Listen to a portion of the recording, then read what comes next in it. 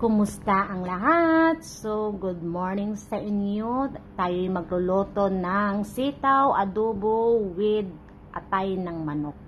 So, simpleng pagluluto lang yan. Ito yung mga ingredients niya: onion, garlic, at saka ginger, at saka mayroon tayong sitaw, at saka chicken liver.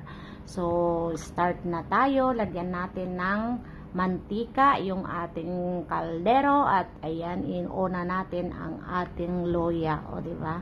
Mabilis ang luto lang yan, mga kumare, kumpadre. So, isunod na natin yung garlic. So, ayan, medyo nag-brown na siya. So, ilagay na natin yung sibuyas. Bali, mapabilis ang luto lang ito, mga kumare, kumpadre, o diba?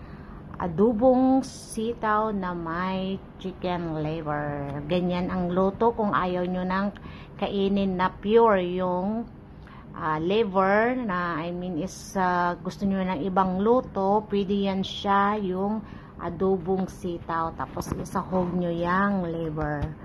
So, lagyan natin ng pampalasa like magic sarap at saka paminta. So, kung ikaw ay nakarating sa video na to, please comment down below naman kung saan nakarating ang ating video. O, diba? So, 5 minutes natin yang takpan.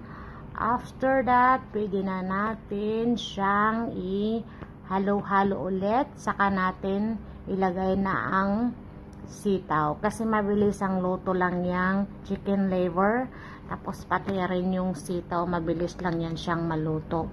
So, kailangan na natin halos 5 minutes lang ang gap nila. Saka natin ilagay yung sitaw. Then, takpan natin another 5 minutes. So, ayan na nga siya. Pwede na, o diba? Ilahalo-halo na natin para yung ibang ano niya maluto rin. So, saka natin lagyan ng soy sauce. Pampalasa yan, guys. Kasi nga adobo, kaya kailangan may soy sauce, diba? Mahirap na pag adobo na walang soy sauce. So, saka natin ihalo-halo ulit, diba?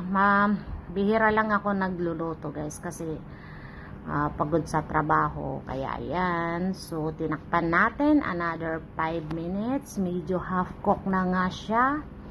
So, i-check natin kung okay na ang kanyang lasa. Ayan na nga. O, diba? Tikman natin kung pwede na siyang lagyan ng ibang mga sahog. So, ayan, nilagyan natin ng asukal. Optional lang po yung asukal, guys. Ako kasi kapag nag-aadobo, naglalagay talaga ako ng asukal. Mahilig ako sa matamis. Pero pwede naman siyang hindi lagyan. Tapos nilagyan ko rin siya ng vinegar. Kaya ang bagsak niyang sweet and sour adobo. Hindi, ganyan talaga ako kapag nag-aadobo. Pero optional lang mga yan, guys. Pwede nyo naman hindi lagyan ng asukal. Pero yung vinegar, I think talagang lagyan nyo yan ng vinegar. So, halo-haloy natin para ano rin ang lasa ng iba, ma-absorb rin ng lasa ng iba. So, takpan ulit natin ng another 2 minutes para maluto yung suka at saka yung asukal na rin, o diba? So, after 2 minutes, here we go, naluto na siya, guys. Baon namin yan lahat dito sa accommodation, o diba? It's so yummy and delicious. Thanks for watching, guys. Sana nakarating ka sa dulo ng aking video. Bye!